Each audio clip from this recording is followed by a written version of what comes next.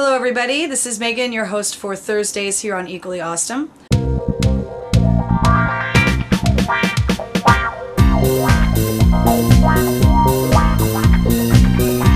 Last night I had the pleasure of going to the Seattle Public Library to see John Green, one of two members of the Vlogbrothers. If you don't know who that is, I will provide a link in the side, of course, where I had him sign my new copy of Paper Towns as well as my copy of his other books, Looking for Alaska and Abundance of Catherine. This here is the book in question, and it's absolutely fantastic. I had him sign it, and his brother happened to be there, and he also signed it right there. And it was fantastic. It was such a fun event, so well organized, so much fun. I was the oldest person there because technically this is young adult literature, so I felt a little bit awkward, but when I went to have John Green sign my book, he was so gracious and so kind, and it was obvious that the Vlogbrothers that you see in the videos are the same ones that they are in real life, which is wonderfully refreshing. So many people put up a YouTube persona of sorts, which I don't think is necessary, and they were just so real and so down to earth, and it was just so much fun. I also got to meet, very briefly, Christina and Kaylee from Five Awesome Girls, which was pretty awesome. And I just had a really great time, and I was able to talk to John Green and thank him for his work, and I'll show you a bit of footage from that event now.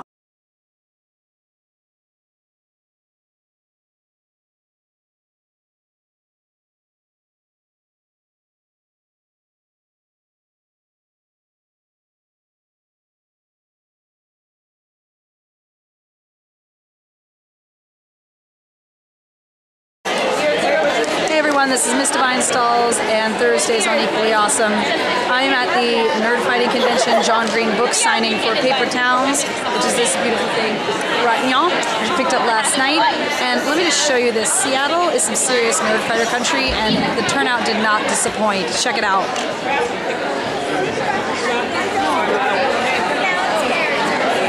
So to jump into the questions, Matthew, you asked who would we want to meet from history and why. It's a toss-up between the Dalai Lama for obvious reasons. He's an amazing holy figure and has such a wonderful presence, and I'm learning so much from studying his writing. And I just think he's a wonderful person, and if I had the opportunity to meet him, I would hop on that in a second. The other person I would like to meet is Joan of Arc. For a woman to rally the French troops at a time when France was extraordinarily unstable and defeat a much stronger army as such a young girl, I think is absolutely amazing. And for her to be canonized later on for her efforts is pretty cool. She seems to just have a character and a strength that I very much admire, and I've always found her story very fascinating, so I would definitely have to go with Joan of Arc. Winter, you asked how many places have we lived and how has living in those different places affected how we are today, particularly in regards to our being out. I have lived in two places in Washington, Ohio, California where I was born, Portland, Oregon where I went to college. I've also lived in Salzburg, Austria in Eastern Europe for a year while I was an exchange student in college, and I have to say, of all the places that I lived, I believe California, Ohio, and Europe were the ones that affected me most. California because I know about how superficial people can be, and that's not something I ever want to aspire to. Ohio because, okay, have you ever seen the movie The Heathers? I like to joke that how they talk about Ohio in that movie is absolutely true.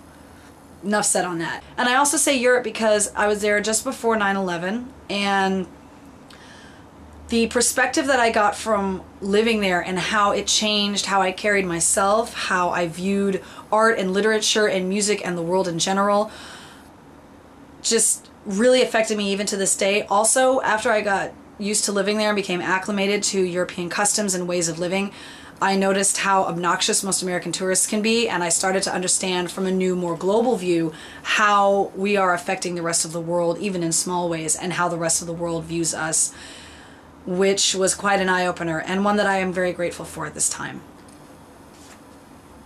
Mark, how do we deal with boredom, and what is our Halloween costume?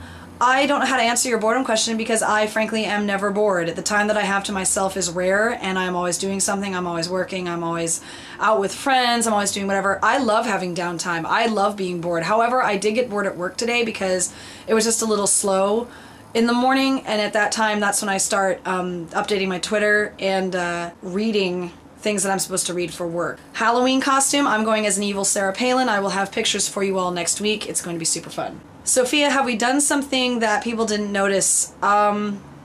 or tried to express something that didn't come across the way that we wanted. No, frankly, I'm a very blunt and honest person, and I appreciate it when people are blunt and honest with me. Not that I take liberties with people's feelings, but I always say, if you really want my honest opinion, I'll give it to you, but I'm not going to tell you what you want to hear. Bob, is there an article of clothing that we really love but we might be a little bit ashamed of or not want to wear outside? Yeah, there is. It's this here. This is a hoodie that I bought when I was a little bit heavier, but I ended up getting a little too big for it. Now I can fit into it again. It's pink and sparkly. I don't know if you can see the sparkles, but it's not exactly the most flattering thing, but it's warm and it's comfortable and it works great on laundry days. So I like to wear that sometimes. While I do try to dress a little more sophisticated now, there is a part of me that still has a penchant for sparkly things. I guess I'm a raccoon. My question for this week is, oh gosh, I need to think of something. Obviously don't want to steal one from Gamo again, thanks, yeah. What do you do when Gamo is so gay that after you watch his videos, you get glitter all over your keyboard? No.